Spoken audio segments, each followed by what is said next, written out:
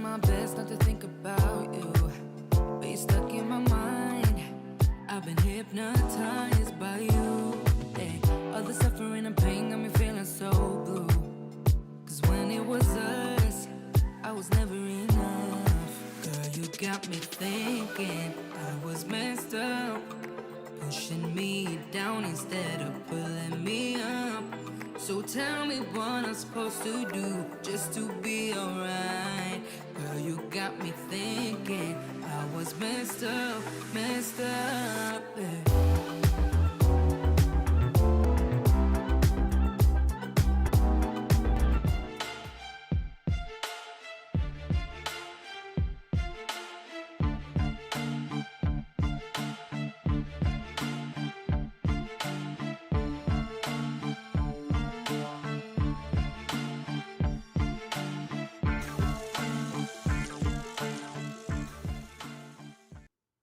Folks, what's good? What's going on? James Hicks here from Hicks New Media, and welcome to the inaugural edition of HNM Live. We're still focused on the same tenets. We're talking about enlightening, educating, and entertaining our community. However, the brand recognition has grown a little bit over the years, so it's time for a reboot. And I can think of no better way to start this fresh reboot than with my guest today. This is someone who I've been wanting to get on the show for a long time.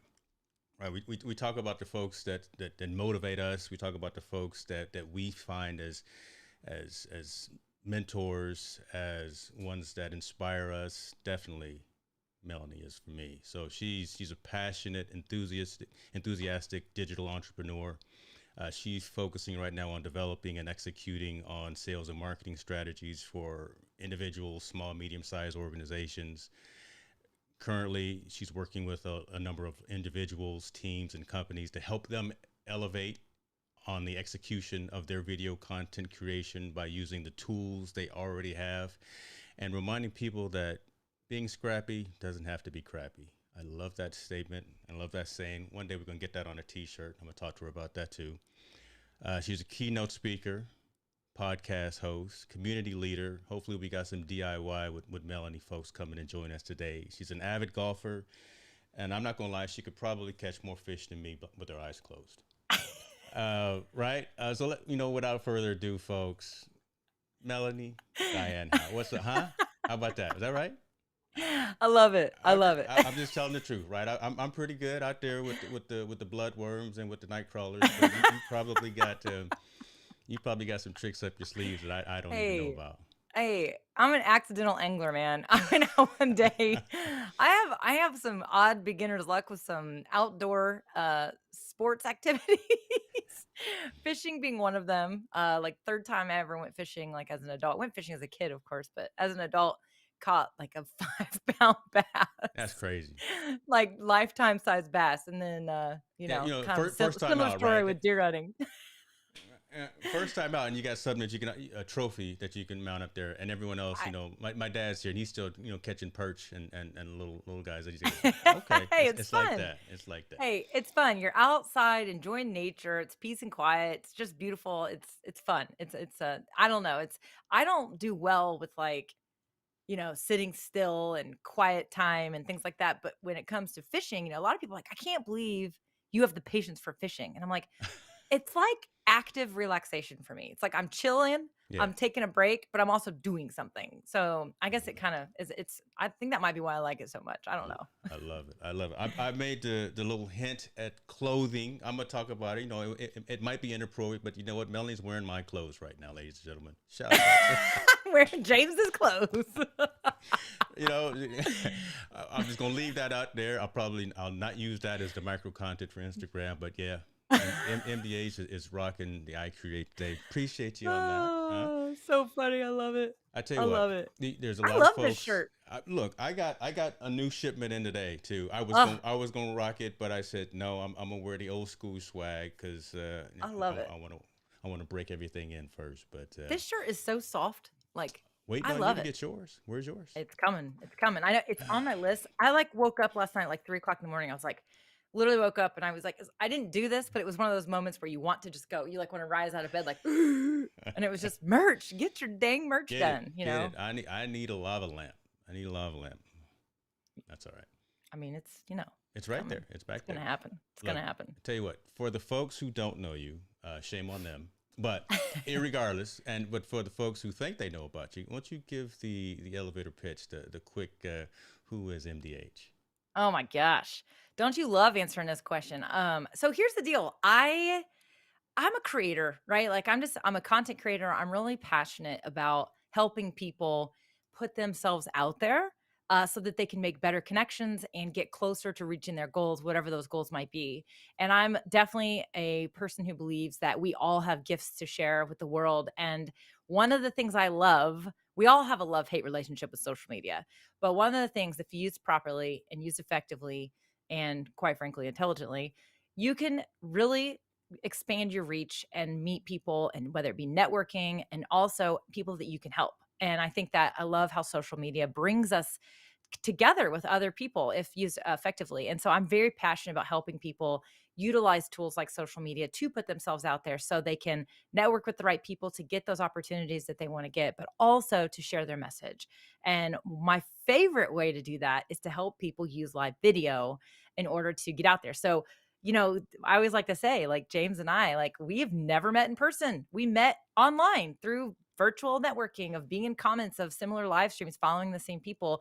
And just because we were putting ourselves out there and then showing up and commenting, next thing you know, we're like fast friends. Yes. And here we are. So, I'm all about getting people to let go of, those fears. We all have those fears. And just I like to help people and coach people and hopefully inspire them and motivate them through storytelling and other things to help them, I guess I like to say, future pace themselves.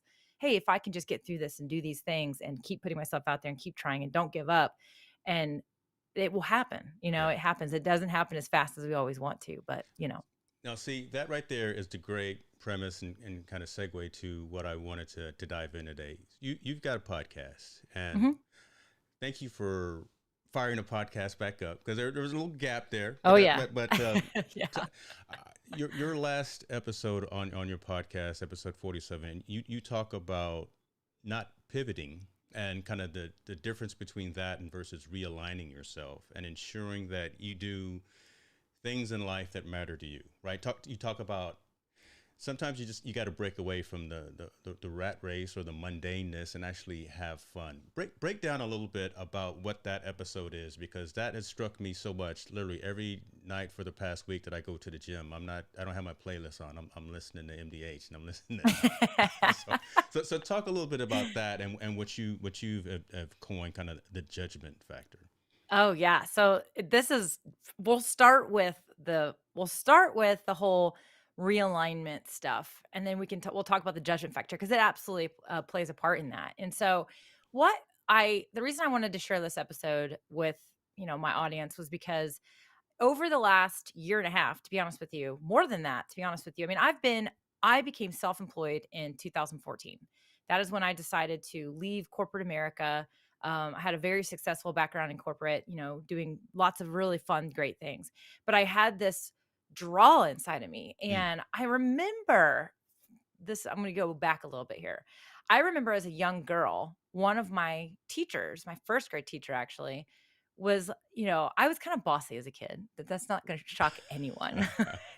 I was kind of bossy. I was worried about, everybody else. And I was like, I don't know, I wanted structured. I don't know what it was, but I remember my first grade teacher telling my mom during parent teacher conferences, which every morning for parent teacher conferences, like when I was a kid, you got out of school early mm. so that the parents and the teachers could have their meetings. And all the kids loved it because they got out of school early. And I was like always sweating bullets on those days. I was like, I'm going to be grounded I'm in tonight. trouble. Yeah. I'm going to be in trouble tonight. So, but my first grade teacher was telling, my parents like, hey, she's kind of bossy. She talks a lot. She doesn't listen very well. She has her own agenda, right, in class. But she said, you have to be really careful with this girl because that she's not really doing anything wrong. She's just like it's just not aligning right. Mm, But she said she'll probably run a company one day. And I I love that. remember as when I was little, I was like, I took offense to it because I was like, oh, bossy. Like there was this negative kind of thing with it all. And I never forgot it. Her name was Mrs. Jefferson. She's my first grade teacher at Northfield Elementary. And it always stuck with me. But I never saw myself, even as I was in my 20s and whatnot, never saw myself as owning a business. I didn't really want that responsibility. I didn't really want that. I just didn't want all that. I enjoyed working for other people. And one of the reasons why I enjoyed working for other people is I always like to look up to people. I always wanted to work towards a goal of impressing a boss or getting the Okay. next step up in corporate. And so I always had this resistance to starting a business. But I also, as I got more involved in corporate, and I also had ideas, and I wanted to be able to be in control of my ideas. And when you work for a company, there's approval processes and red tape A lot of and red tape. budgets Yes. and blah blah blah, right? Yeah. And I did get to that point where I was starting to feel stifled. Like I was like, I've not that like I felt like I'm meant to do something different, but I don't know Mm. what that is. And so I started sort of like just listening to my heart. And this was probably around 2012, 2013. And what ended up happening is social media started booming, and all these corporate companies, including the company I was working for at the time, was starting to embrace content marketing, inbound marketing, social Okay. media, blogging, creating content, creating free content. And I was like, man, the small businesses need to be doing this too. And I just became very passionate about it. And I really just didn't see anyone serving the small business sector when it came to this. And so I decided to start my own business. And I just sort of like went for it. Like it was really strange. I just kind of had this like go for it. And I had a really good friend who is still one of my best friends. She owns a company. I still would help her. She was like, go start your business. I'll be your first client. I need help, blah, blah, blah. Nice. And I jumped, and I had no freaking clue what I was doing. But, I started that business thinking I was going to be this agency. I was going to grow this agency and help all these small businesses with creating content and all this stuff.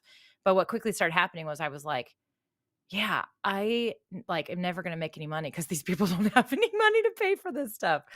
So I started teaching people to do it themselves because I was still really passionate about them doing it. And that's what I really found. Like, I love helping others learn how to do things like DIY style. So that's when I started sort of, changing my direction. I started hosting workshops where I would have all these local businesses sign up for the workshop, and I would teach them how to use Canva and other tools to create their own social media because they can't afford to hire somebody else to do it. That was in like 2015, 2016. But then the next thing, everybody starts to become a little bit better at this. I felt a Yeah. little less needed because it was just becoming more common. The tools became easier to use. More tools were hitting the market. Yeah. And so I felt a little less relevant. And I also wanted to create these courses, these online thing, but for whatever reason, I just got all this fear, all this like imposter syndrome. And for honestly, 2000, probably most of 2018 and a lot of 2019, I did a lot of what I call failed starting. Okay. Like a lot of false starts, right? Like I'm going to do this, I'm going to launch, I'm going to do this, and then I'd get right to the point and then I wouldn't do it. And I kept feeling this resistance again, like why am I not able to just go for it? Because I do know one thing about myself. If I'm passionate about it and I'm excited about it and I'm having fun, like nothing really usually holds me back. I'm all in. So I was like, why am I not all in? What's happening? And so I really got into kind of a little bit of that entrepreneurial depression, like a little bit of like, Mm. am I building the wrong business? Am I going down the wrong direction? And I didn't really know how to like turn the car around and Yeah. like figure out like what I should be doing. And honestly, so like literally the very beginning of last year, before pandemic, this was not pandemic inspired. I just was like, screw it. I don't know what the hell I'm going to do. I don't know if I'm going to go back and work for another company. I was totally open to that, but I was also like terrified of that as well. I was just like, I'm just going to start having some fun. I'm just going to do what's fun. And honestly, creating live videos, I loved creating live videos because you're talking with people and there's this live component and it's two-way conversation. It's not just one way. And if I know one thing I need is I need people and I need to connect with people. And so I just started leaning into it. And then like the next thing you know, I was like, people were asking me all these questions. How did you Hmm. do this? How'd you do that? How'd you figure that out? And I absolutely loved it. And so I sort of woke up one day and I was like, I'm a live video coach. I'm helping people with live videos, Done. and Right. I'm going to create a program, and I'm going to have a boot camp, and we're going to do this. And we're going to do all the things. And now I'm getting ready to go into my fourth launch with that program. And so the episode that you're referring to, I wanted to share I say in the episode, I'm like, I apologize, but I don't have like the 5 Yeah. step formula Yeah. to like figuring your crap out. I don't, But see, there's no, I love that honesty though, right? I mean, that's literally how you yeah, start. You say, look, I don't know, you can't write this down. This is just straight off the yeah. cuff, right? But so I Yeah, love that. there's no cookie cutter formula to figuring this out. But what I wanted, but I think what it is it's, you have to be able to lean into the things that drive you, that you're passionate about. This is why we always hear the freaking thing of, you've got to know your why. Like, you know why that's frustrating? Because it's really hard to Hilarious. figure out. But you know why it's hard to figure out your why? Because you have to be really brutally honest with yourself. And when you're brutally honest with yourself, you're kind of like burning the boats and you're all in. And it's a lot of times when you really dig deep and peel back the layers of what your true why is, you usually discover a few things. One, you're not focused on your why. Two, your why isn't deep enough and you need to go deeper. And then three, if you discover your why and you can actually say it out loud to yourself, then it gets very difficult to not go for it. And going for it means letting go of fear, taking action, not being afraid to try new things, like all those things, right? And so it's one of those things where you have to, if you want to do it, you've got to be deep, but you also got to be ready that, hey, once you figure that out, like it's all up to you. You know what I Hmm. mean? Like Hmm. you are in control of taking those steps. And so what I shared in the podcast episode was, I think so many times when we get into these moments of, like a lot of people, they work in corporate America. They work a 9 to 5. They feel unfulfilled. They're not really sure why. Maybe it's because they're not in a role that excites them in their current job. Right. Right. Maybe it's they're in the wrong industry, the wrong company. And it's always this thought of making changes or finding a new job or changing industries. Like it sounds so daunting because it's like, I need that, turning the car around, going backwards, picking out a new car, finding a new destination, figuring out how to get there. It all sounds daunting because it's that Uh, that thought process of reinventing yourself. right. Right. And so all I tried to do in the episode was share that I don't feel like I reinvented myself last year. I just, I say I realigned myself. I didn't make any major shifts. I mean, I did. I mean, technically, when you really look at the evolution of myself, employment, that's there's quite a few shifts in it. But I just realigned myself. And what ended up happening was I just started having fun again. Like, creating content was fun, started becoming fun again. The relationships I was making started becoming fun again. Here's the thing. People, if you're also supposed to know who your audience is. I got to be really honest with you. I'm not really sure because I have all of a sudden there's all these new people in my world. And so I'm getting to know my audience again, right? And here's the thing that I kind of have decided. I don't think this process of alignment ever changes. I think we're always going to Good be point. Yeah. aligning ourselves. And so, Yeah. for example, okay, today I'm helping people. I have a live video boot camp. I help people create live videos and do more with live videos and be strategic with those live videos. I have no idea if that's what I'm going to be doing a year from now. I really don't. And so what I used to do, I always felt like I had to have everything figured out. Like the steps I take today, I need to know how that's going to affect 20 steps down the path. And I'm done with that. Like last year, that's what I said. I said, screw it. Whoop. I said, screw it. I just got to have fun day to day. I don't know what's going to happen next week. I'm just know that I have to be taking action now or I'm going to still be sitting here lost. And so Love it. I just started taking action. And next thing you know, it's funny because my partner, he always says action creates action. Hmm. And I always say action creates courage, but they go together, So, but it's true. Action creates action because when you take more action, next thing you know, things start happening, like just like you and I. You and I would have never have met. We wouldn't be sitting here today. Yeah. I wouldn't be texting you saying, going into Best Buy, it's the best way to start the morning. None of that stuff. I wouldn't be asking you like, why won't this work? I can't figure this out, Yeah, nothing like So nothing like a MDH text, at 7 o'clock in the morning. I'm like, oh, and I'm just smiling. I love it, right? that beautiful blue and yellow sign. That's good stuff. Now, let me ask you something though. You made a statement that you felt, and I'm gonna paraphrase, limiting factors. Now, were those, you can't do this, or it's hard to make that change, that realignment?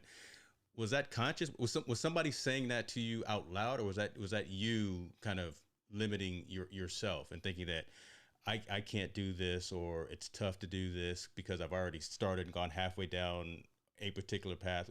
Was somebody telling you that, or was that Melanie talking to Melanie in the mirror? I think just like most of us, 90% of the time, it's our own inner voice. Yeah. You know what I mean? It's our own inner voice. And, pardon my language, but that thing's a real shit talker sometimes, and you got to shut it down. Hmm. I also think that our inner voice, and not to get too deep here, but I do think our inner voice has a lot to do with our entire life, right? Yeah. So, Hmm. I think there's a lot of things, that story that I share about, my first grade teacher, I never forgot that. And when I started my business, I literally started my business on tax day, 2014. That was not by coincidence, but I just always remember it was April 15th, 2014. I always remember that, and I remember thinking, "God, how cool would it be if I could find her and tell her, like, by the way, I am the running a Yeah. company of one, but still, I just those stories, they come with us, and that's a positive story. That's an inspiring thing, right? But at the Hmm. same time, there's also a lot of negative stories in our childhood, and I think, I think for whatever reason, you can grow up in a way and you can be surrounded by people that support you, but then you can also have those failures in your life or things that don't go the way you want. And for whatever reason, we all process that information differently. And so I think sometimes when I start to go for something, even though I encourage people constantly and I'm a coach and help people let go of that inner voice, and Hmm. also like, hey, I really just try to inspire people to future pace what can happen, to visualize what can come about if you know, if you are able to actually take that action, what can happen on the other side? Visualize that. Hmm. That's what you have to do sometimes in order to get let go of the fear and take steps forward. And I think that we can talk ourselves out of absolutely anything and Yeah, I love everything. it. Say it. That's You know just what I so mean? true, right? Get out of your own way, so to speak, right? Yeah, We are and always we in our own hear way. that. Yeah, we hear that all the time, and we know it. Like, we all know it. Yeah. Everybody who's sitting here, and if this is resonating with anyone at all, sorry, if this is resonating with anyone at all, you've heard this stuff before. You've heard about, you got to find your why because it's going to get hard and it's going to get tough. And you, in those moments, those low moments, you got to dig to your why in order to keep going forward. Like, we all hear this crap. If anybody's trying to do anything with their life, they're probably listening to podcasts, watching videos like this, reading self-help books. Nothing. There's like 5 core messages in all million of these messages. But we know it, but it's still hard to do it. And Hmm. so for me, I think what's been working for me is to just, there's Mel Robbins has that awesome book, the 5 second rule. Hmm. And that is true. Like, if you can just find 5 seconds of courage, you can do just about anything. And you have to. I mean, you have to let go, get out of your own head. And I think that w- my latest episode is really just trying to help people understand you don't have to have it all figured out in order to start that process of figuring it out, right? So you just need to just start taking little steps even. And if you need to find ways or what those steps need to be, find the simple things, the easy things, the things that bring you joy, the things that you enjoy, even if it has nothing to do with your business or you have no idea if it's going to move the needle. If it's something you look forward to and you enjoy doing it, then do it. Right. So, I love that. I think that's kind of what everybody has to find, or what are those things. And then the next thing you know, the more you start to do those things, other things will rise to the surface. Other, rocks will start to surface themselves. And then you will know what you want and what you need to be doing. If my phone rings one more time, I'm going to have to mute myself and answer it because it's probably my child. Oh my goodness. You know what? That's all right. There are more important things going I on. know. We Even could though do an intermission and you can like take over and like do something. You know what I well, mean? we got Pullum in the audience here, and he's I heckling see the that. people, and I'm trying to. We can't get rid of him. I should probably find a mod to mute him, but I won't do that. Too. Um, God. let me ask about being an entrepreneur, and if you hadn't have taken that step, right? If you had just gone and stayed in corporate America, right, and stayed down that path as successful as you were, just keep riding that corporate wave. If you hadn't have made that jump and just gone in both feet forward, how would you have felt? I mean, I talk to folks a lot of times who say they want to be an entrepreneur, they want to start their own business, they have great ideas, they have the ambition and the desire, but again, they're afraid of that leap. But I tell them, if you don't take that leap, sometime in your life later on, you're going to regret it. There's just Mhm. gonna be something just nagging at you. You're out there fishing on the dock of the bay, and you know what? You're just gonna want to jump in because you know you missed an opportunity. Talk to me about what you tell folks who are just starting out, probably interested in getting into entrepreneurship. Yeah, I think what you're describing is that whole what if factor, Mm-hmm. right? Like that terrible thing that can happen when you are at a place and you are looking back and you're doing the what if. What if I would have done that? Yeah. And what if I would have taken that leap? And I think that for me, I find this is and again, I'm kind of a competitive person and I do struggle. I know we're going to talk about the judgment factor here soon too. I do struggle with like I compare myself to others, even though we shouldn't. None of us Mm-hmm. should do that, right? We just shouldn't do it, but we kind of all do. Yeah. I do think that it is part of human nature, and I think that sometimes one of the things that happens to us is that we put a lot of guilt on ourselves because we're doing the things we know we shouldn't be doing, but we need to give ourselves some grace because a lot of it is just human nature Oh, and I we're love all that. doing it, I right? Like, love that. oh, you should never compare yourself to others. You shouldn't worry about what other people think. Okay, find me one person who truly doesn't worry or care about what at least one person thinks, Yeah. right? Yeah. It just we're built that way. We're wired that way. And so but when it comes to starting like thinking about starting a business or being an entrepreneur, honestly, like, it's never going to feel comfortable. Like, it's never going to feel I mean, it's going to feel you're gonna have days where you're like, "I love my job. This is great. Like, I'm just in my space," right? Mm-hmm. Mm-hmm. You will have that, but I always tell people, "If you wait till you're ready, you'll never be ready." The same thing goes for, like, children, having kids, like, some people are like, "Oh, we wanna wait for this. We There wanna is wait no for this perfect time for that. milestone, No. Yeah. this Yeah. milestone before we have kids." No, no, no, you should just start having kids because the Yeah. sooner you have kids, the sooner those kids grow up and you get to go on and do other things, right? I've got friends having babies right now at the age of 40 and 41, and I am like, Wow. "You Mm. guys, I love you and I'm so excited for you, but what is wrong with you?" Like, I'm like, "Oh my Couldn't do gosh." it. Couldn't do Whew. it. Oh, Wow. man. Bless But, him.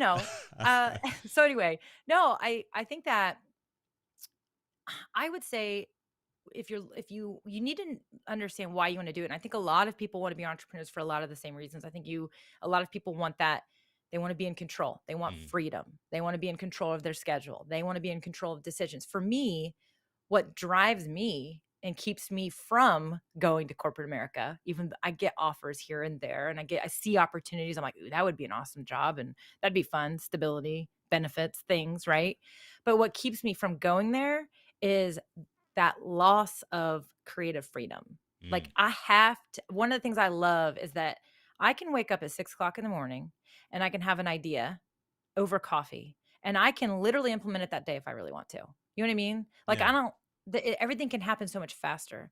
And so I think that if that's what entices you and sounds really really fun and intriguing to you, then I would say start with something that like what you and I do. Do something that's a little bit hobbyish, Mm-hmm. like creating content because I do think that if you want to be an entrepreneur, if you want to be successful, you have to understand how to market yourself.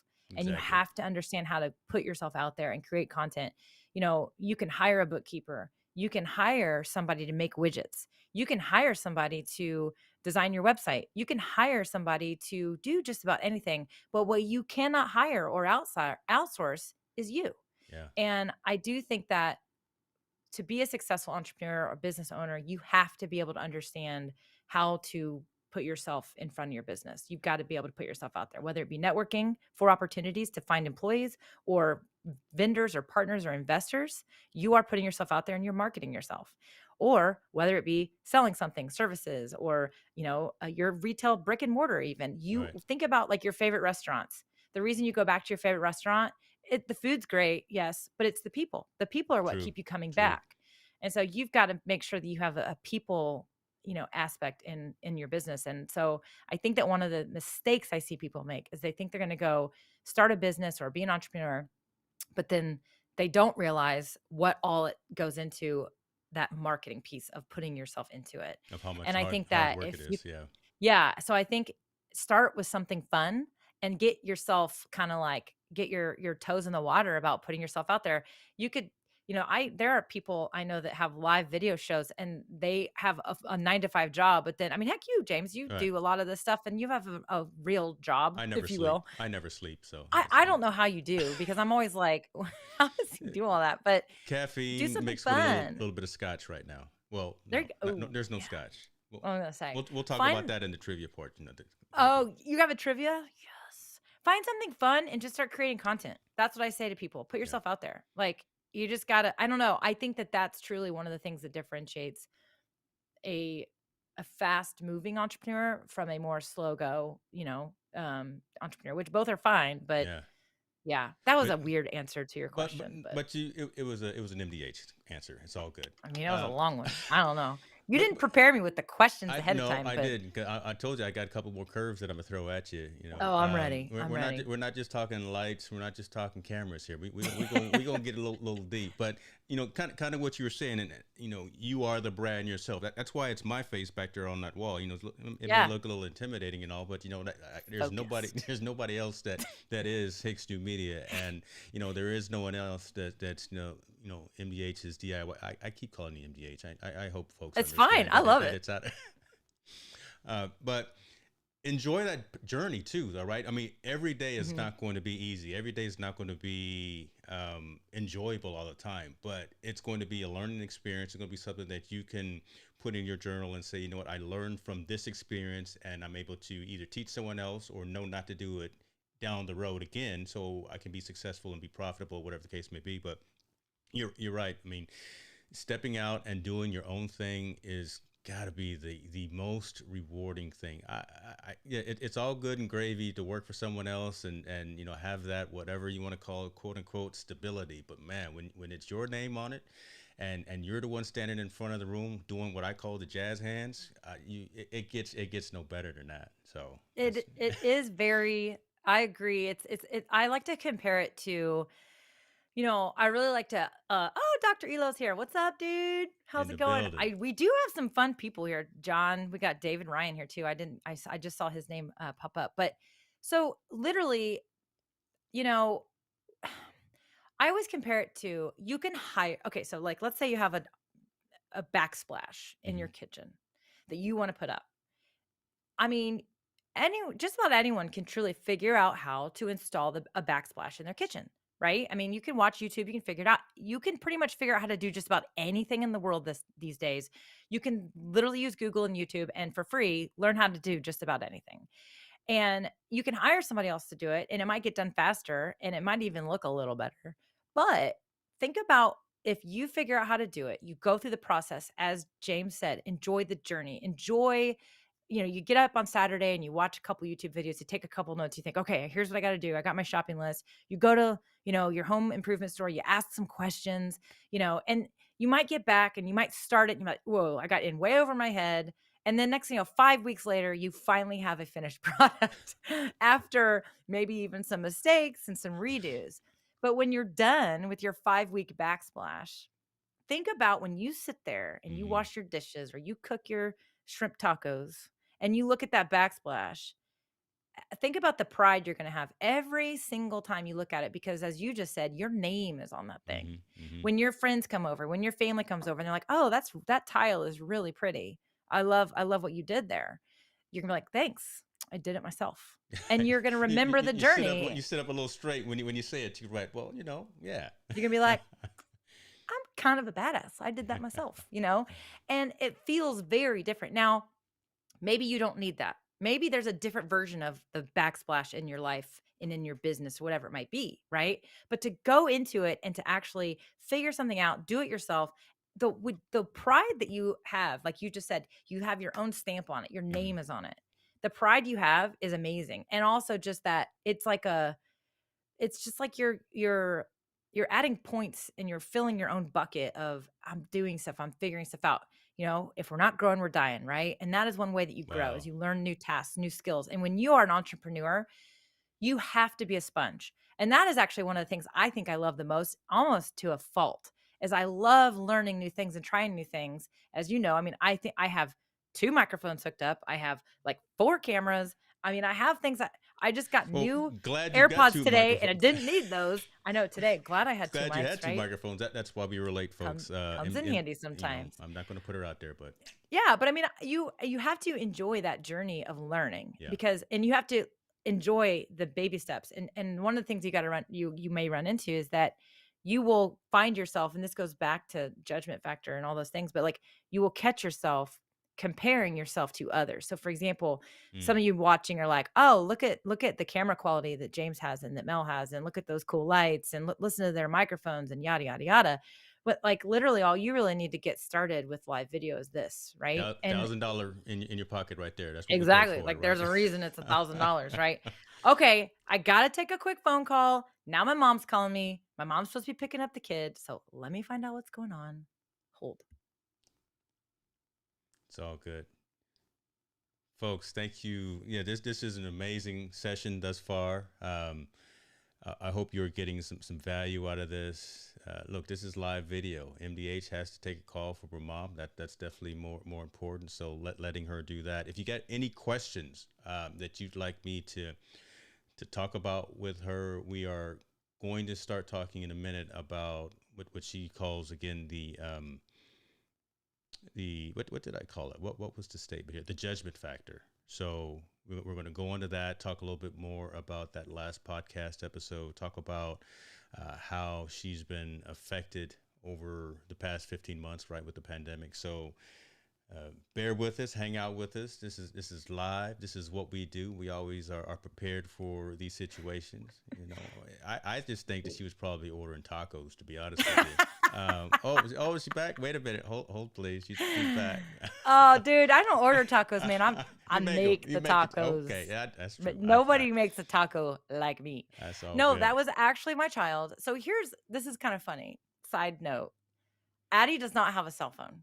Okay. But she doesn't know it yet, but I am going to get her a cell phone because she started middle school last week. And this Yeah. is like the third time she's had to call me from some strange number and I don't have the number. And so I don't know who it is. And I don't know about you, but I get like probably 10 spam calls a day Yeah. from numbers that look like local cell phones.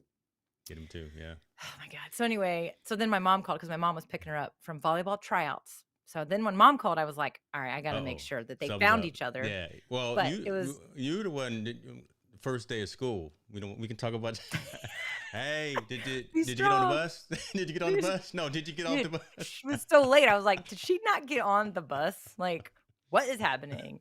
Yeah. Woo. And again, I'm like, I was telling her dad, I was like, if she had a phone, I would be texting her right now. Like, are you on the bus? Like, what's going on? Like, nope, we were just in the dark. So he's like, I'm at his house because she can ride the bus to his house. And I'm like, I am not dealing with that after school traffic. She's taking the bus to your house. I'll pick her up from there.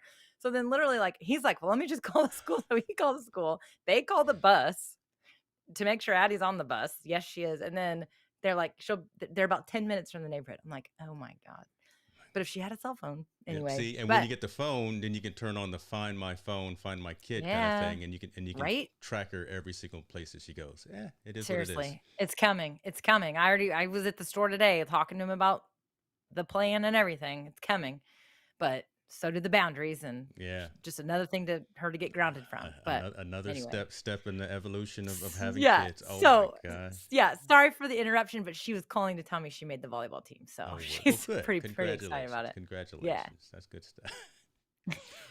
Where were the hell were we talking about? Who knows? And kind of like David said, this is the fun of live streaming. I tell you what, I wanted to pivot. No, I don't want to use that word when I'm talking to you. I want to talk about the last 15 months, right? The whole planet stopped, right? Mm-hmm. And right, we are typically in front of people. We are typically engaging with conversations in front of rooms, in front of conferences, and you're doing webinars and seminars and stuff like that, and you're actually with a group of people. Could do that for a while. Still can't completely do it everywhere right now. How has that affected you mainly from a professional perspective, and how have you dealt with that personally from a mental perspective, right? Because one of the things that I'm trying to champion this year really is mental health with folks, and just making sure that they take care and are aware of themselves. So how has the stoppage of the planet affected you over this past Oh my gosh. Well, let me see. I mean, I'll start with when it all started. definitely just like everybody else. It was very surreal. I was like, is this happening? This is actually like real. Like it's not just some thing people are freaking out about and then like it's nothing. No, it's real. It's happening. And when things started shutting, I mean, I'm a very social person. I'm a social butterfly. I like being around people. I like, I love to cook at home. I my partner and I, we are amazing cooks. He's really great on the grill. I'm just good with flavors. We love to cook at home. But we also like to be out and be with people. So we eat out a lot for the social piece. So I mean, to have like the social aspect of your day to day and the things you can do taken from you essentially. Especially, I live in Indiana and the gyms closed and we like to work out often and the restaurants were closed and the stores started closing and then everything was just shutting down in Indiana in February and in March and in April. It's cold and it was like even trying to just go out for a walk was just like, I mean, I could do it. I could bundle up and do it, but I was kind of bitter, to be honest with you. I was just bitter at first. It took me at least a month to really just like be like, all right, here we are. This is, we got to just we got to figure it out. And Yeah. so the first month was pretty rough. Like I was like edgy and just like anxious. Like I had cabin fever really bad, which I honestly get anyway. I do not like the winter. I like, literally I love the fall, but there's always that like underlying like, "Ugh, winter's coming," you know? Um, and so there was a lot of emotions there. And then when you add that, but then my business, I had a few clients drop. At the time I was still working with like a lot of local clients. I had a couple clients drop. I had a couple pull back. So naturally, financially, I was like, oh boy, we got to get ready for this, Hmm. And so there was all of that, just like everyone, many people were going through. Um, you know, my daughter being home from school, not going to school was very difficult on me. I am not built to be a stay-at-home mother. And I have never even tried or Yeah. claimed that I wanted to be. I never wanted to be a stay-at-home mom. I mean, I had Addison in like 6.5 weeks. I was ready to get back to work. I was excited. I like to work.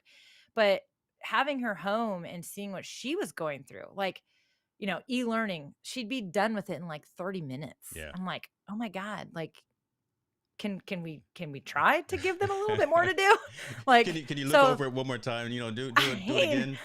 yeah, because all these teachers were they was thrown at them too. And it was like they were struggling to create content, enough Yeah. content, because the way they were teaching was totally changed, Yeah. right? And so everybody was confused.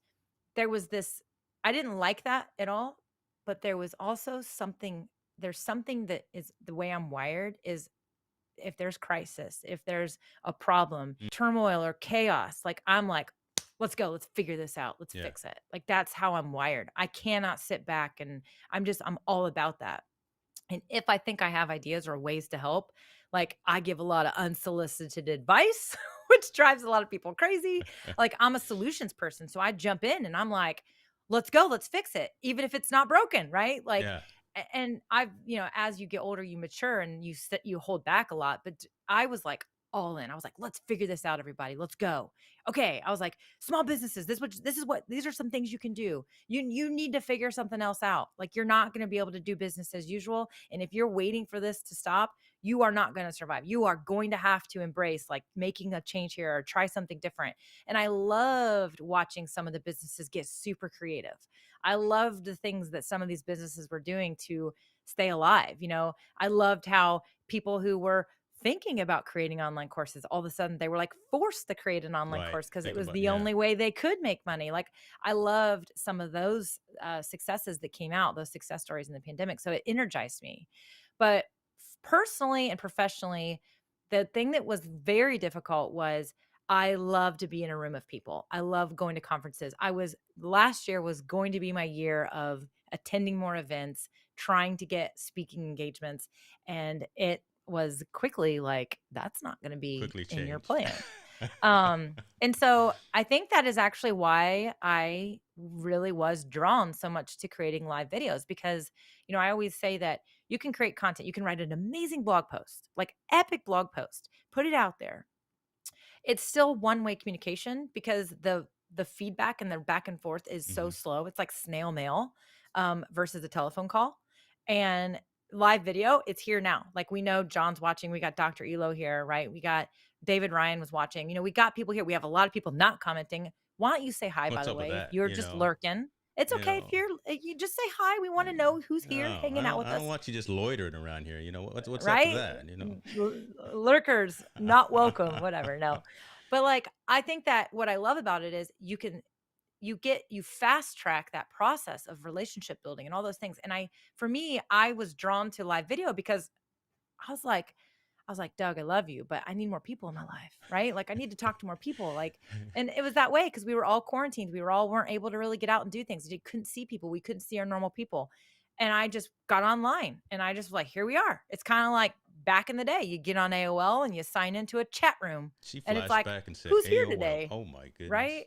So yeah, seriously though, it was Mhm. kind of like that. Like you were bored and you found a chat room to kind of go hang out in, right? There's a lurker. There- Not anymore. You're commenting. What's going on, But Sonny? so I think that that's one of the reasons why live video drew me in, and that's Yeah. why I just leaned into it. And I think that's why we saw a lot of other people leaning into it, getting out there, and because it was like, here we are. And now I think that you're almost starting to see people having a hard time getting out of the house, That's what I was getting ready to say right putting there. Yeah. putting real pants on.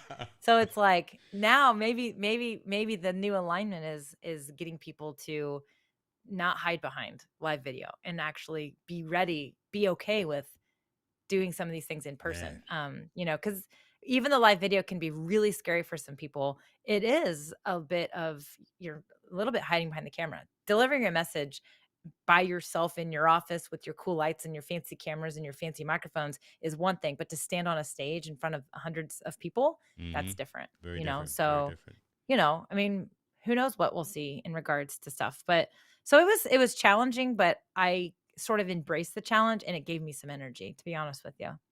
So I just noticed though, when you mentioned about lights, I'm looking at our backgrounds, and Mhm. our purples kind of match up. Oh my That gosh, you're that was right. that was not planned, folks. That was Yeah, never. like right here. Talking about like this little like thing Yeah, right here. our purples are matching up. So Oh see, my it's gosh. meant to be. Always in sync, man. That's kind of scary. That's kind of Serendipitous. scary. Serendipitous. So I tell you what, let me go into another topic here that I want to dive into. And folks, if you have questions, look, I got MDH here. I know you got your pens and your pads out and you're taking notes, but don't be bashful about asking questions and pull them. We're moderating you, buddy. So Did watch you put what him you on say. hold? He's in timeout just for like 30 seconds there. Kind of like I do with my mom on Facebook. David said it looks like you're in the same room. That's See that? funny. And It does. Like it I don't really have a kind of lava does. lamp. I need like a lava lamp like you have It one, but really does kind of look like we're in the same room. that's crazy. Oh my Huh. gosh, it's so Even weird. even How like the pictures kind of match up with my TV I know. and your It would be very creepy if I just like went out of frame and like ended up over there. You never know, right? You Woo! never know. Be One day fun. we will make this Indiana California thing happen, and Totally. we will literally do that. We will literally do Speaking that. of California and Yeah, events, I might come on with it. be Talk about it. VidCon. I just found out I Oh, might be going to VidCon in Anaheim. I yep. think if it happens, though, that's the thing. You know what I'm saying? Yeah, yeah. If it happens. Are you speaking at it, or are you just gonna go to it? No, attending. Yeah, Ah, jeez. attending. Well, I'm not going then. All right. Yeah. Because I'm planning to go to NAB right in Vegas, and I think it's in October, and then there's a People of Video that's happening in Albany, kind of right after that. Mm-hmm. I'm being persuaded to go to both of them, but hey, I got to put a kid through college right now. Right? I'm about to I ship a kid know. to UCLA, so Daddy's gotta you got to weigh some of these things first before I start flying all over the place. But Right. okay, let me That's know. getting ready to happen, isn't it? See, why are you bringing up bad news, right? We were I don't having a know. great You got the conversation. tissues? You got the I, tissues? I'm gonna be a wreck. And folks know my dad's online, right? He know I'm gonna be a wreck in 2 weeks when this happens. Do not Oh, bother me in 2 weeks. It's not gonna be a good time. Exhale. you'll get through it. I'm, I I'm promise. gonna be calling you, texting you. I'm like, well, Dude, oh. I don't know. I might be right there with you. I mean, we're not even a full week into middle school yet. This is where it all begins. and you've already forgotten her at the bus stop. Hmm. I know. No, mom picked her up this time because I had your show and I was like, okay, gotta get somebody. So my mom picked her up and she's gonna be swinging through here to get her bathing suit and then she's going to my mom's to swim. I guess that's their plan, No worries. All good. right? All good. let's talk about the judgment factor, because Yeah. that's a whole different angle there, I think, and we Mhm. kind of touched on some of the pieces, I think, of that, but you have coined that, and I think that resonates with what a lot of folks. And I kind of talked around it, right, leading up to the conversation, Mhm. right, about some of the other questions that I asked. So talk to us a little bit about what that means to you and how you're helping folks deal with that. Yeah. I mean, just to cut to the chase, the judgment factor, what it is, you know, so many times we hold back the things that we want to do. We like I talked about finding your why, like really truly sitting down and truly unpacking that and really getting honest with yourself and uncovering what is your why. And obviously many of us are here, we need to make money, there's certain things we need to do, but when you dig down and peel back all those layers to discover your why, like your true why. For me, yes, I want to be making money. I want to be building a future that is comfortable for me, for my daughter. I need to she's hopefully going to be going through college, obviously that's coming. So obviously there's monetary aspects to what we do and why we do it, right? But deep down, the core for me, to be honest with you, is I love to help a good underdog. And to be honest with you, I'm all about helping women overcome stigmas and the shit that's still going on in the world that's unfair to many women, however you feel about that. I'm all about women breaking those glass ceilings and helping them be strong. Like that's my biggest thing is I want women to go be strong and Love do that. amazing things. And so while I help with live video and I help plenty of men too, like when I literally sit back and like close my eyes and I think, okay, what would bring me to tears as far as like an impact I can make? Mm. And that would be to help women go meet their dreams, to overcome their fears and to get past the barriers, the self-talk that we do to ourselves. Yeah. That's my why. Is I want to help women be amazing because I'm tired of women getting, screwed. Yeah. And Yeah. that the core, the background, there's always a background to our why. There's always a backstory to the why. And if you let yourself unpack it, if you give yourself the courage to unpack that crap, get the tissues, get the vodka, whatever it takes. Yeah. For me, it comes down to being a young girl who did not want to play with Barbies. Like, I didn't want to play with Barbies. I didn't like the girly things. I didn't like purses. I didn't like dresses. I liked wearing shorts and t-shirts and tennis shoes so that I could run fast when I was playing dodgeball or football or Love it. baseball or whatever I was playing with the boys. Like, I didn't want to wear skirts. I didn't want to wear dresses because I wanted to be comfortable. And, you know, as a little girl, I always was like mad. I was like, boys have it so much better. And my mom would be like, well, what do you mean? I'm like, they get to do this and they get to do this and they get to do that. And she's like, well, you can do those things too. And I'm like, yeah, but it's not cool.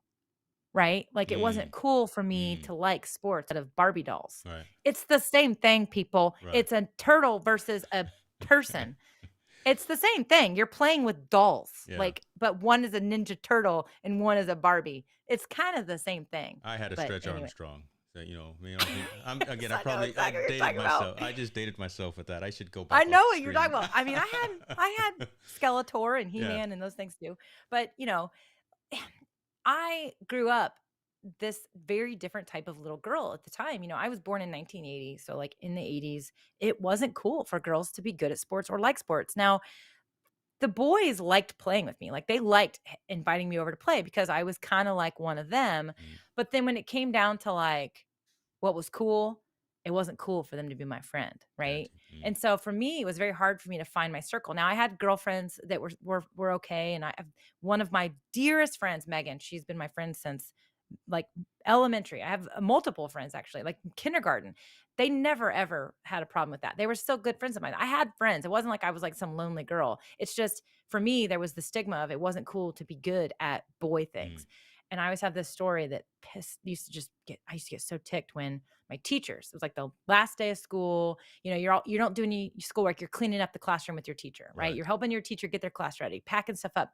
And I swear to God, every year from like first grade till like sixth grade, I need a couple strong boys to carry these Oh. boxes because they're Mm. heavy. And I'm like, don't you know I'm the strongest person in this class? Because I was Yeah. like, I and can beat anybody here in arm wrestling, Mm. right? What's Oh, it up? used to I mean, it used to used to chat my, ooh. I mean, it used to tick me off. I was like, why does it have to be a boy? So anyway, that is that origin story of that's behind and underneath, like why I'm so passionate to help women, like women, girls, we Yeah. can carry the box of freaking books too, Yeah. you I know? love that. And that's why I love how cool it is that, like, you know, the kids, the girls, our daughters, actually, it's cool for them to wear, to dress in athletic shorts and t-shirts and tennis shoes when they go to school. Like, Hmm. it's totally just as fashionable as if they were wearing cute bibs and looking like they were 5 years older than they are, and lipstick and all this stuff. And girls can do both, Yes. right? And it's fine. And it's cool for girls to be good at sports. And we celebrate women when they do great things in Definitely. sports. Yes. Like, we celebrate it, right? And I'm very, very much about keeping that going. And with women individually, professionally, athletically, I really don't care. It just, that's my origin story. That's my why. Right. And how, when you're starting to hit on your why, everybody, is when you start to get passionate and you raise your voice like I am right now and you get animated. Right. That's when I call them the you're on jazz to hands. something. Remember, I call them the jazz hands. But Yeah. go. Yeah. That's when you're on to something. So back to that episode I just released, when you find yourself in those moments, in those conversations, and usually those moments happen when you're frustrated about something. Mm, A lot of times you can figure out your why when you ask yourself, what frustrates me, right? What frustrates me? Where do I get frustrated? Where do I, feel, missed out on or something? mm-hmm. A lot of times those things are attached in a way to your why, either directly or a couple steps away. So there's that. Now, the judgment thing, back to what this judgment thing is so many women, especially women, and men as well, but unfortunately we women, we have more work to do in this Mm-hmm. space, is we hold ourselves back because we're afraid of being judged. We think about our why. It's why I talked about this in the beginning. If you want to and figure out your why and you're willing to go to that place, you need to be ready for some hard conversations, but also you need Wow. to be ready for facing some fears. And the fears that you're going to face are, what will they think of me? What will they, what if I try this and it doesn't work? What, I'll be a Mm-hmm. failure. People will make fun of me, or people will be like, what is she doing now? Why is she doing that? And, a lot of people that run into this, there's a bad stigma with women that do multi-level marketing. And I don't, there's just this thing. There's even people that will say, I do this. This is what I help. This is how I help coach people. But, not really, not MLMs. That's not my thing. And I'm Mm-hmm. like, why not? MLMs are just, they're entrepreneurs, Mm-hmm. just like everybody else. Mm-hmm. There's this, but they get judged, right? So a lot of women have these fears in that space. And because they're going to get judged, they're going to get made fun of and whatever, because of the stigmas that society creates towards people. We put everyone in a box. And that's the thing. You are going to get judged. That's the thing. I'm not here to tell you like some, lollipops and rainbows. Like, if you do this, if you do that, the 5-step formula to not getting judged. That doesn't exist, people. Not gonna happen. Not gonna I happen. don't have it. Yeah. And if I figured it out, I'd be a billionaire, right? I'd be a billionaire. I'd be selling that fast. course, right? Yeah. I mean, I'd be a billionaire real fast. But here's the deal. It doesn't exist. There Yeah. is no 5-step formula, 10-step formula, 50-step formula to not getting judged, because you will get judged. So the faster you embrace the fact that, yep, you're going to get judged, people will make fun of you. There will be people that will make fun of you behind your back that you think would never make fun of you. And when I say make fun of you, I mean, they might make a little comment. They might roll their eyes, right? They might do whatever. It's going to happen no matter what. And that has more to do with them than actually you. So there's that. But you can't prevent it. It will happen. And so you have to embrace it and you have to prepare yourself to deal with it. Right. Mm, And so there's that. Now, then some people say, well, I'm not going to do it. I'm not going to go for it. I can't deal with that. I'm too shy, too embarrassed. They can't. Well, here's the thing. If you put yourself out there, as I said, you will get judged. But if you don't put yourself out there, you're also going to get You're gonna judged. get judged. Yeah. You get Almost judged no as matter harshly, what. almost as harshly, right? To be honest with you. Yeah. Think about it. Yeah. For example, James, you and I were kind of teasing. We were judging the lurkers. We were judging the lurkers. Oh, I'm Because always they're not judging. commenting. I They're don't like afraid to anyone. comment, right? Yeah. No, everybody is. Here's the thing. You are being judged the minute you walk out your front door, and Yeah. you're being judged if you don't walk out your front door. Seriously. Like, you're being judged no matter what. You're being judged if you put content on social media, whether it be sharing pictures of your kids every single day or not sharing anything. Why don't they ever post about their kids? Are they unhappy? Are they going through a divorce? Is something wrong?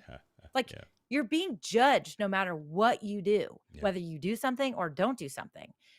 So here's the thing. Do it. Take control. Find a way to figure something out. Like, go somewhere. Put yourself out there, because when you don't put yourself out there, mm-mm, nothing will happen for you. Nothing will happen. Here's the deal. The doors do not open for you. You have to open the doors yourself.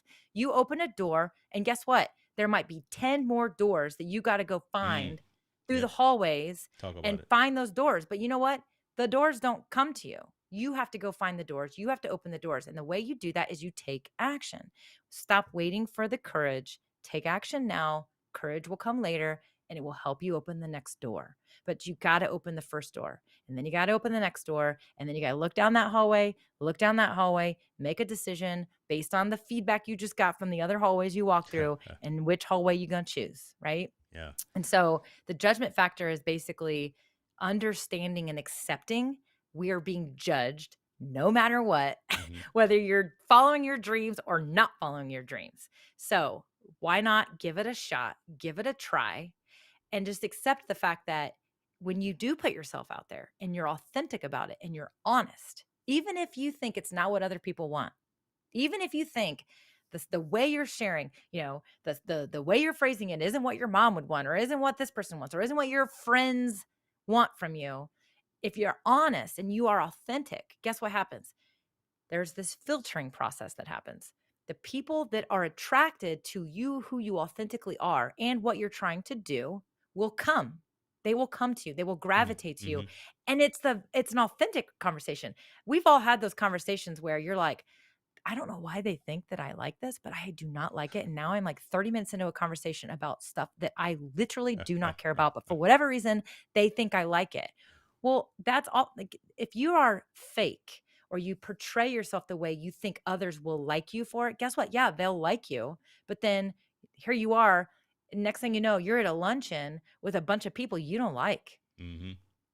Yeah. And you're having to portray yourself that's not true. Do you know how much energy that takes? Takes more It's like, energy. Yeah. Yeah. oh, it's like a lie. To keep up with one lie, you got to tell 10 more lies. Oh, And when you're not authentic, it's the same thing. You're not authentic today. It takes 10 more days to keep it going. that's So can crazy. you imagine being inauthentic? Like, it's an icky feeling. We don't like it. So if you're doing what you think everybody else wants, you will not find joy. You will not find your why. You will not be connected. You will not be aligned with what you're supposed to do. But when you are authentic, there will be people that will say, I don't like her. Mm-hmm. I don't like her hair. I don't like that she says a couple 4-letter words every once in a while. I don't like that she's drinking vodka on live TV, live shows, like live videos. I don't like, her stupid sign in the background. That's fine. I don't like, that's okay. I'm not for everybody. Believe me, I am not for a lot of people. I am way too much for a lot of people. And I know that, right? Now, when I was younger, that ate at me big time. And Mm. it still eats at me, of course. Nobody likes to be disliked. But what I love is when I connect and I find those people that are like, they do like me for who Mhm. I am. They do enjoy certain things. They do lift me up. I do help them. I am able to connect with them. Some sort of energy that I'm giving off helps them. If I'm holding back, if I'm changing the way I'm supposed to be, I'm living a lie. And Yeah. none of us have any time in this life to live a lie, right? We just can't. We will never connect with that why truly in order to do it. So the judgment factor says you're going to be judged no matter what, whether you put yourself out there or not. So go for it, put yourself out there, but do it authentically, because you're going to attract the correct people for your world, and you'll repel those people that aren't a good fit. And that's exactly what you want to do. You want to be polarizing. You want to bring the right people in and push those wrong people away. When I was a little girl and I talked about my friend Megan, my friend Elena, who didn't disown me. A lot of girls were like, I don't know about this girl. She's kind of weird. Like, she likes to play with Ninja Turtles, not the Barbies. But my friends Megan and Elena, they never cared. Like, I was still close friends with They them. hung with you. They still hung with me. And to this day, I could text either one of them right now. They still hang with me to this day in our 40s. So I love it. I that's the love way it. it's supposed to be. You know what? And it's perfect to have this conversation. So folks that are listening and watching right now, and I'm going to catch the replay, um, that are part of the content creating community, Gloria made a post either last night or this morning I think it was this morning. talking. Some of us knew her story, right? Because I've known her since the days before the name change, and just have known her story. So folks in the content creation community who are following the live stream every day in August saw that her post this morning about her story of just stupid people in her life, and how she's rising above all of that negative connotation, and finding her why, understanding that she's above all of that negativity, and being a strength beacon for everyone, and you being a champion also, for women, and just progressive movement. So I'm glad we're having this conversation, because again, a lot of folks that are watching are coming from your community, and again, they're part of the content creation world as well. So they probably saw her post and were probably taken aback, because maybe they didn't know about it, like some of us knew it. But then to hear MDH just come over the top with these haymakers, right, and just focus on yourself, focus on what's important, be you, and forget everybody else, all the naysayers. You're going to have some haters when you start making changes and you start making big moves. You expect haters. Look, I look for the haters. I hope I do have more and more coming all the time as well. But that's what I'm taking out of that. I'm glad today is pretty timely that we had that she did that. We had this conversation together as well. That's good stuff. That's good stuff. And like Dad said, that's real talk. I love it. James Hicks. That's The senior right there. See, that's James senior right there. Hicks. Yeah. I literally, when I first saw the comments coming in the feed, because you're using an app where I can see the comments as well, and I was like, man, like Hicks, I knew you were good at multitasking, but like, how did you just do that? You don't see the hands moving down here, right? Like you were all talking with your hands up here, and then there were comments. I was like, what? What's going on? So yeah. Who knows? All right, let's go into some trivia questions my here. gosh. These are too bad, but I do want to ask a couple of things. We're technology people. I'm gonna start with that one. What's your go-to piece of technology? And Oh my gosh. I know you got one that you live and breathe and you promote. You can go ahead and make that promotion as well. We can get you some partnership revenue. But give me another one besides the I think one what you're referring to is StreamYard, right? Yes, huge shout out. So I love apps. I'm a big app person, especially as I mentioned, earlier in the show, that I really, really, really started learning and teaching myself how to do marketing stuff, create content, design things. I love apps that support that journey. And honestly, last year when I started getting more into live video, I've been doing live videos for a long time, but I really got going with it last year heavily and consistently. And it was because of StreamYard, because it makes it fun. You can do all the cool things. So he's talking about StreamYard there. I am a StreamYard partner. I'm a big, big, big advocate of the app. There's, of course, lots of others out there, but I personally am a big fan of StreamYard. It's my favorite. So go StreamYard. But, another app that I got to say is just a no-brainer. And I know that John Pullum mentioned it earlier. Canva is kind of a needed app for anybody. I love that one because it lets a non-designer be a designer, and you can create things and make great things. And so there's that. I mean, I'm in those apps all the time. Yeah. But I got to say, I love, if you want to know, I would say if I were to look at an analytics on what I use the most, or a piece of tech that I use the most, it would be Spotify. Is that right? Okay. I mean, I've been using Spotify before, and same with Canva. Early adopter, somehow found out about it really early. Yeah. Spotify. I mean, I was using Spotify when it literally was, you downloaded it on your PC, and that was the only way you used it. Like literally, that's the only way you could use it. But I'm a big music person. And so I love that I'm very, very, very, very into music. And so for me, it's like I always say, it's a jukebox in my hand. I can play anything. And so I love being able to, be on the boat and like just turn the speakers up louder than they should be, being in the Jeep with the top off, and just any music, from a modern piece of music to Frank Sinatra to a song from Phantom of the Opera to Vivaldi, like classical. I mean, I love it all. I love it all. And I think any kind of music can energize you, even a classical song to like a headbanging song to like an EDM song. And I just, music for me is so, so, so deep for me. It really is. And so, I mean, Spotify is, if you were to say you can only have one app for the rest of your life, it'd have to be a music one. And so it'd be Spotify. So Okay. there's that. All right. Gear. Let's say gear, because we have to say gear, right? Gotta talk gear, you know. Yeah. That's what we do. So I got stuff It that is. just showed up about, an hour before we went Oh my gosh. online. So I was at Best Buy this morning looking at the widescreen monitors again, and yeah. I was this close once again to pulling the trigger, and then I just couldn't do it. I'm like, I can't do it yet. I got to figure it out. Like, I'm even looking at it right now. I'm like, do I even have room for that dang thing? Plus my other, like, I We'll don't know. make We'll room. see. Make room. We'll see. We got to figure it out. But I think that my favorite piece of technology that I have right now that I still have yet to truly like, just haven't had the time to really dig deep and like go all in with like all the amazing things you can do with it is my Stream Deck, like the Elgato Stream Deck. I am so, so, Amazing. so, so like excited about it. Like I think it can do so many powerful things. And so I'm really excited for even just the shortcuts. Like I was telling Doug, my significant other, I was like, babe, I was like, you know how you have to do all those Salesforce entries? I was like, do you ever have like repeat text? He was like, no, not really. I was like, are you sure? Is there like ever stuff that's like always the same every time? He's like, no, not really. I was like, okay, well, if you were a data entry person, or if there was something you had to do, it was the same stuff all the time, you can actually program a button to copy that text.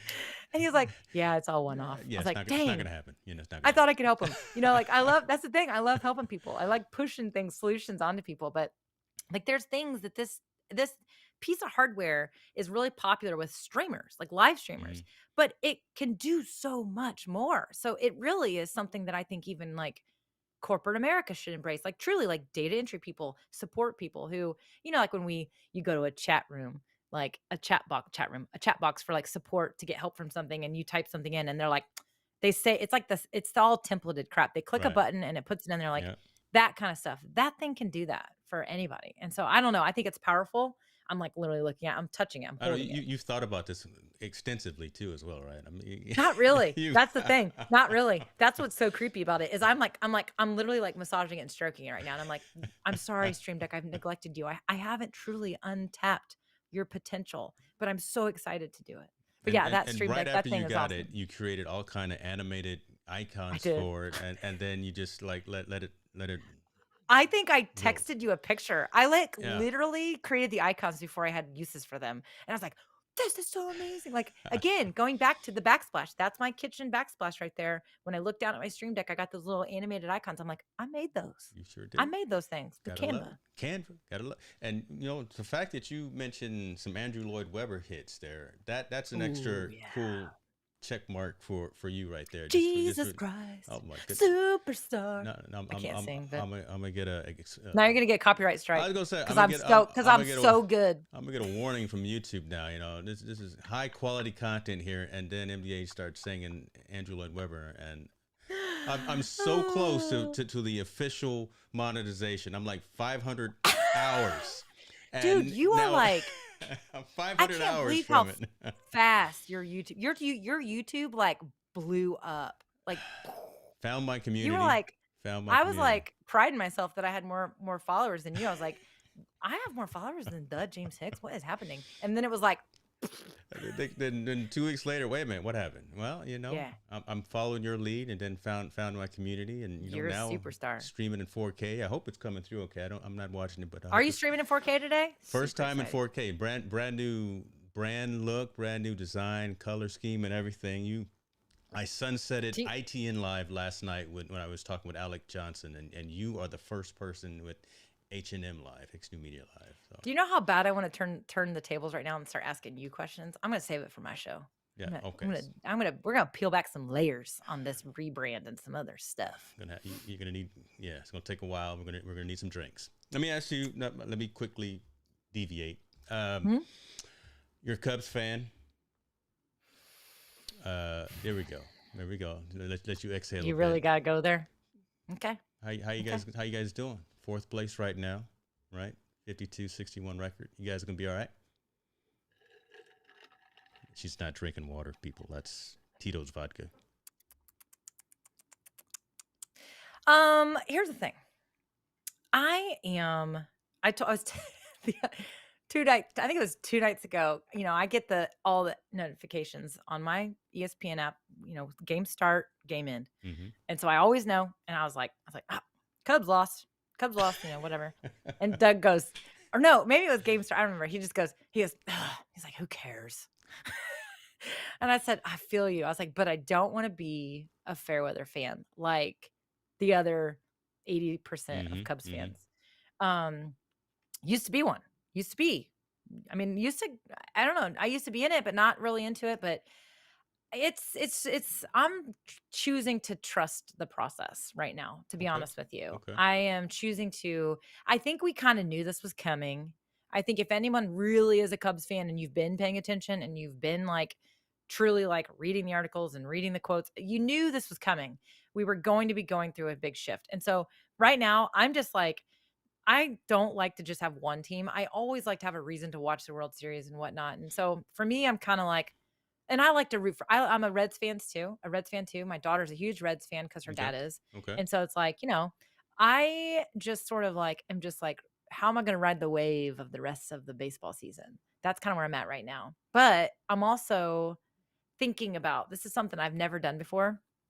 We have a AAA team in Indiana, Indianapolis Indians. Now they feed into the Pirates. Okay. Okay. But I've grown up, we went to Indians games all the time. I'm like, maybe I should start getting into like this whole like feeder system so that I don't know, just get a little bit like into a different perspective. So Yeah. the Iowa Cubs, maybe that's who I need to be paying attention to, is this AAA Iowa team, and like really starting to try to think about the future of the Cubs, because the Cubs right now is just an excuse to have a baseball game on and Well, yeah, a few no, extra cocktails, pretty much. you Yeah. know? Fourth I mean, place. it's just one of those things. I lived in Chicago. Don't know if you knew that.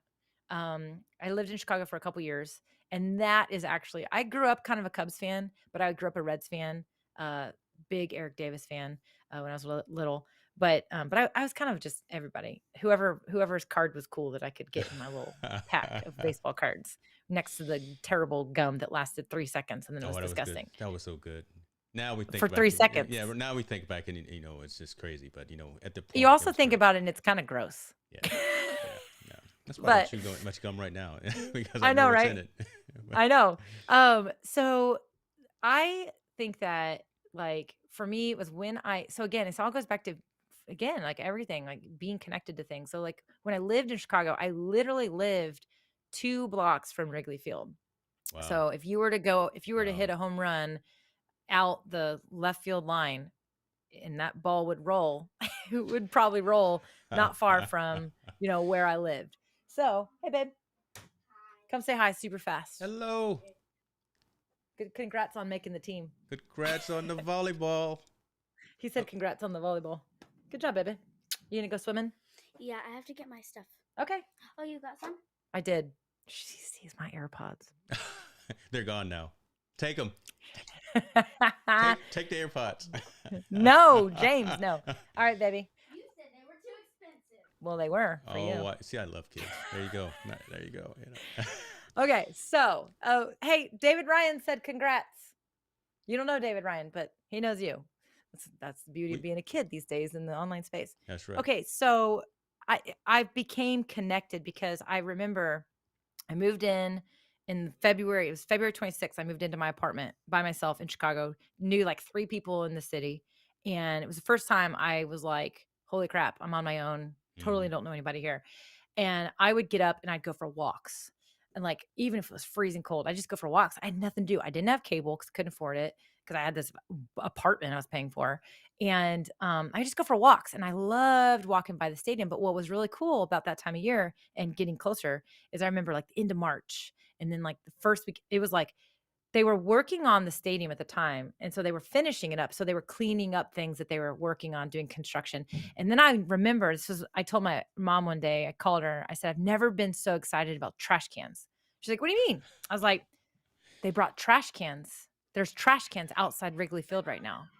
And she was like, okay. And I was like, because mom, it's like next week is like opening day. The trash cans are because there's going to be spectators and people. I'm like, they're bringing it means we're getting close. So the trash cans came. And then I remember actually like 2 days before opening day, all the beer trucks and the food trucks were there. Like You it know it's was like coming. It's coming. supplies were coming, right? And it was getting warmer. It was still cold in Chicago. And I will never forget, like the morning of opening day, I was going to work and I was like, oh my gosh, the neighborhood's coming to life, right? And the Cubs were terrible then. They were terrible then. But it was just that feeling of all that. And so I felt so connected to it. And I just, Yeah.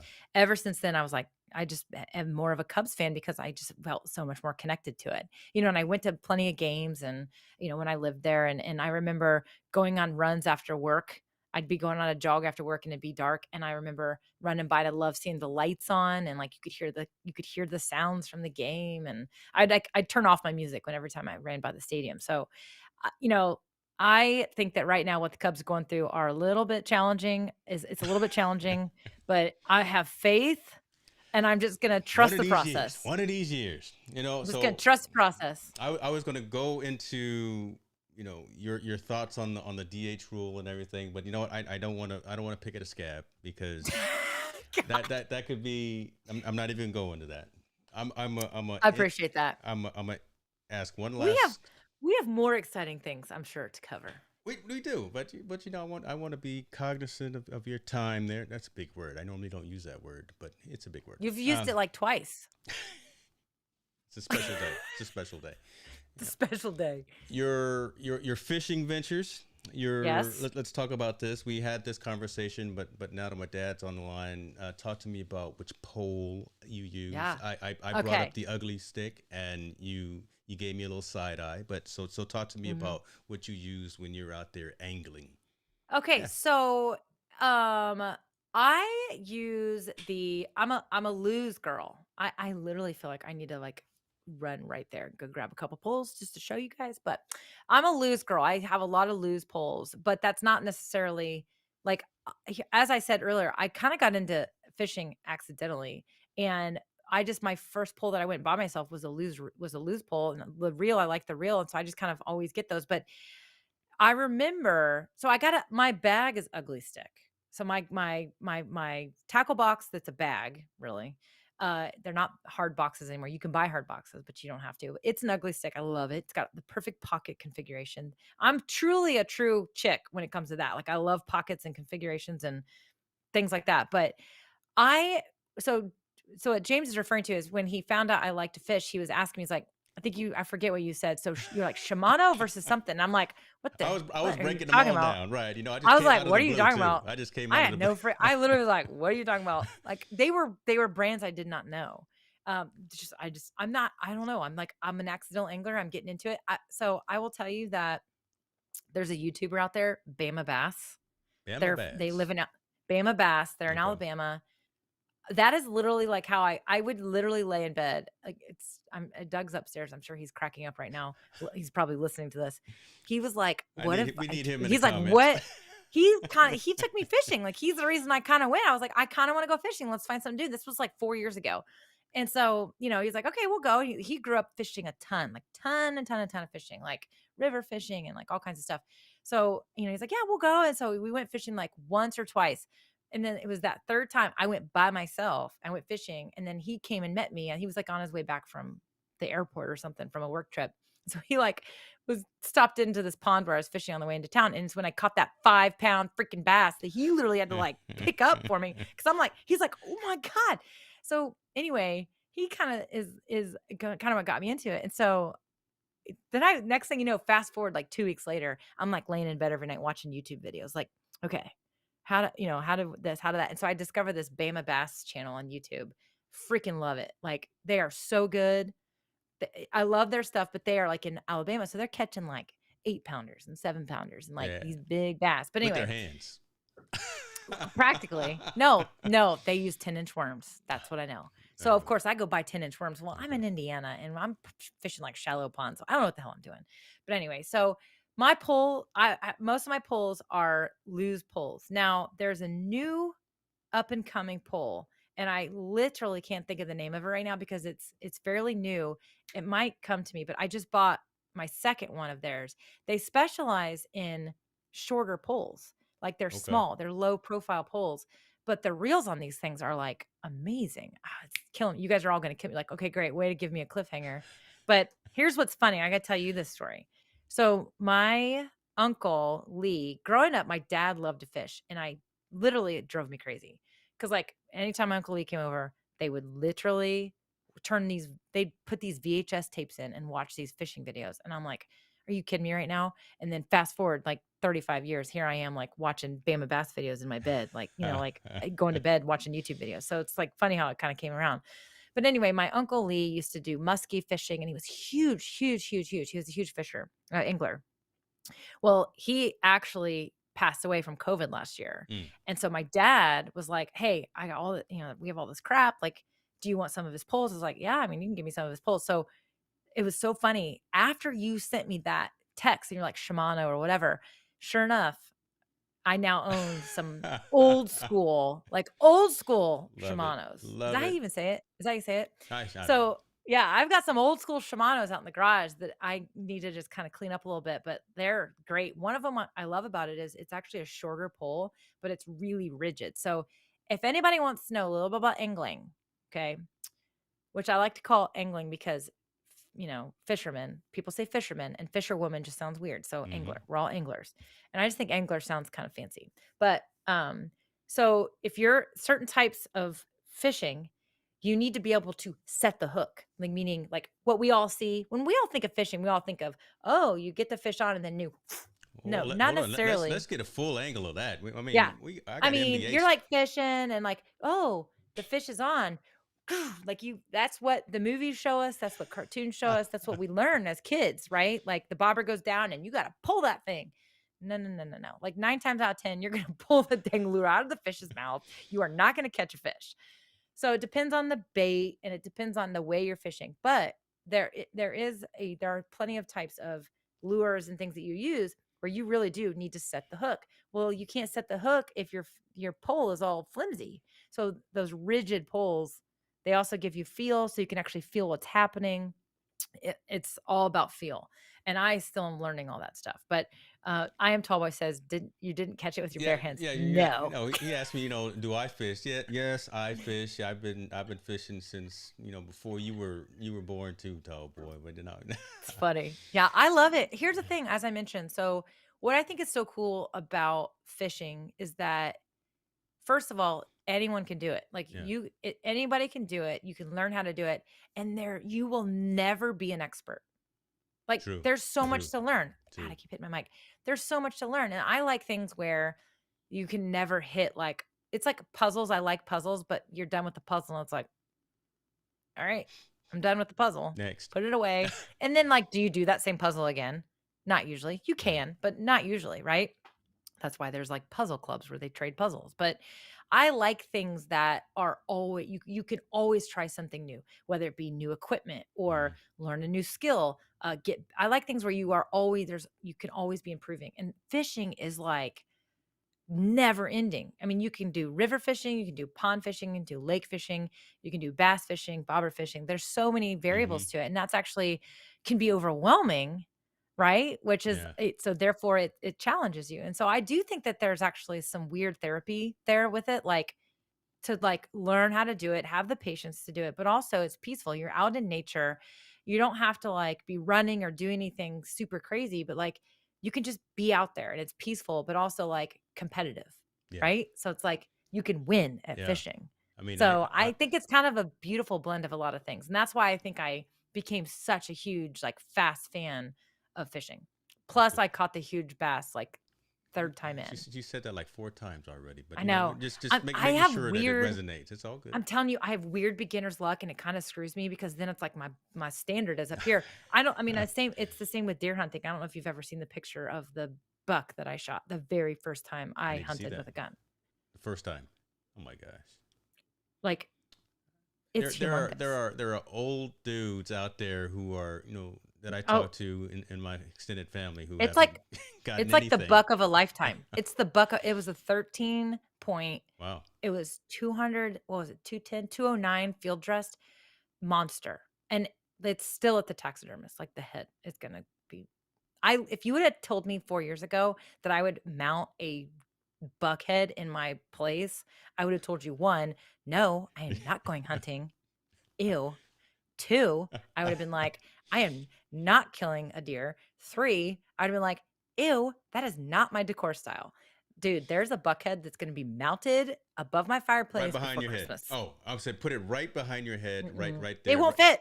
It won't fit. That's crazy. Nope, it won't fit. That thing, that nose would be like right here, right now. The thing is huge. I will have to text you a picture. You Yes. don't even know. You're not Yes. even prepared.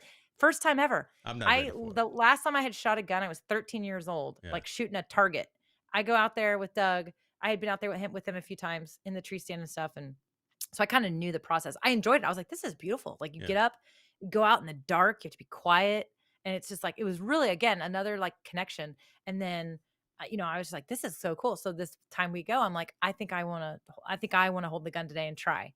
So first time out with the gun, That's crazy. beginner's That's luck, crazy. fortune, whatever you want to call it. Freaking just like the 5-pound bass, man. I shot like a buck of a lifetime. I'll probably never even see one that big in my whole life. Oh, Ever I again. know. Nick, if I ever played a lotto, I'm just calling you and just asking you for the first 5 I numbers. think that's like maybe I- a thing, but I don't know. Like it's crazy, but anyway. Yeah. So there was reason that I asked those questions, folks, and they're probably wondering what the hell are we talking about. But I wanted folks to understand that there's things that you do for you, right? Because I mean it's stressful. It's doing what we do, running businesses, running agencies, running communities and things like that. But you find that work-life balance, right? I'm probably holding you from getting out on the boat right now. No, there's no boat. Nope. There's probably Not some tonight. Tito's that's on ice right now somewhere, or in the cup as well, or a golf course that's calling your name. We see there were so many things that we didn't Yeah. go into that I know. that we Because have I'm to. too verbose. I talk too damn much. So I'm just holding out for 2.0. There we go. 2.0 plus. We're gonna find a way to extend this and keep it going for sure. Because there's on the business side, then I just think the way that we mesh, right? I mean, you probably are the right side of my left brain, right? And it just works out pretty good. So tell the folks what you got going on next. Now, what's coming up? Oh my short, gosh. mid, and long term. I know the list is long, so but tell the folks all the greatness that you got going on. Yeah, it's actually kind of a crazy fall. I don't necessarily recommend this as an entrepreneur, but I have a lot going on. Here's what I'm focused on right now. So my main thing right now is I want to continue to create content. And so I'm trying to get better at habits and systems so that, as James said earlier, he gives giving me a little bit of a hard time about it, which is totally fine. I hope he always does, is the podcast. I want to keep the podcast going. I will tell you, it's interesting because I create content. I'm live every week. So I am live every single week, Tuesdays, typically at 2 p.m. Eastern time. And we geek out on live video and marketing and all the stuff we kind of talked about today. And, that's my main thing. But the podcast, I will tell you, when it comes to people telling me that I made an impact or something that they heard, like James, you were saying, like, oh my God, that podcast episode. Very rarely does somebody say to me, hey, your video, that was great. It's the podcast. So my biggest thing right now is getting realigned with weekly podcast episodes. And so I'm going to be focused on creating more audio content for you guys for sure. But if you did enjoy kind of like the style, as I said, if I'm not your style, that's totally fine. But I do think that if you want to kind of come hang out some more, then James had it up a second ago. I do have a Facebook group. And in that Facebook group, I see our Laura Williams is here. She's one of our DIYers in that Facebook group. And what we do is it's just people who are doing everything I just described. If you're wanting to put yourself out there, figure out how to make these connections online, how to learn how to use the online space to network. And, like here's somebody saying, what's the QR code that you're using? People ask questions in there and we help each other. And so it's called DIY Marketing with Melanie. And so if you feel like you are a DIYer when it comes to marketing yourself and putting yourself out there, then you are in good company because we are all DIYers. And it's a lot of great people in there, very supportive community. And you can ask questions. You can hang out with James in there. You can do whatever you want to do. John Pullum is in there. There's a lot of us in there. And, that's really where I like to that's what I always say. If you want to hang out with me, do that. Jump in there. But the podcast is definitely going to be something that I think I might be kind of like what you, James, what you're doing. You're realigning a little bit right now Mhm. too. I think you're Mhm. you called it a rebrand, which, dear God, way to scare people off. You're just realigning, my friend. You're just You know, realigning. Yeah, you might change some. colors changed, but You might change some colors. just You might have your fancy video TV in the you background see that there? with That's your right. focus picture. Hold on, let me Literally, you see. guys, when he What? sent me the picture Let for me my see. show, he sends it to me, and the name of the file is focused. I'm like, oh my gosh, I am never gonna let you live this down. But because you are. But anyway, so I'm kind of thinking there's a little bit of a realignment factor going on with the podcast too. I'm gonna get a little bit more real. So it's gonna be a little bit less technical or how to. It's gonna be a little bit more of some of the stuff I shared with you guys today in my conversation here with James. And so more of that core stuff, that why stuff, because I do think that when you are able to talk about your why and those things that drive you, Mm, again, deeper, deeper, deeper connections. Because I think so often when you find ways to help others, a lot of times they are thinking about the same things that you're thinking about, but you have the courage to talk about it and they need somebody to talk about it. And so I'm going to be doing a little bit more of that on the show. And so that's going to be changing. But I'm getting ready to open doors to my live video boot camp here pretty soon, actually here in about a week and a half, 2 weeks. So the doors are going to open up to my live video boot camp where you will learn how to use live video for yourself, for your business, whatever you want to do, but you will be a part of a group. So it's a group coaching component. It's kind of like a little mastermind where we go love through it. these things together. And I love it. It's so fun. I love the transformations that happen in there. I love getting the messages when somebody says, I just went live for the first time, or okay, I've got a plan now. I've got a strategy. I'm really excited. And then they reach out to me and they say, I finally got to this milestone because I was able to implement these things. And those are such fun moments for me. And so I get really excited about the program because it's one of the ways that I'm able to just try to, make my impact on the world, if you will, for people to help them kind of do what they're trying to do. But I'm actually, I'll leak it now. So Oh, oh, tomorrow, tomorrow my weekly show is at 1. And so tomorrow we're actually going to be talking about pre-recorded live streaming, like live streaming pre-recorded videos, and I'm going to be giving you my 2 cents on it. But the reason it's at 1 o'clock is because at 2:30 I'm going to be doing a podcast interview with my amazing mentor and friend, Amy Porterfield. And so we're going to be wow. talking about how you can add online courses to your existing business, just like I did.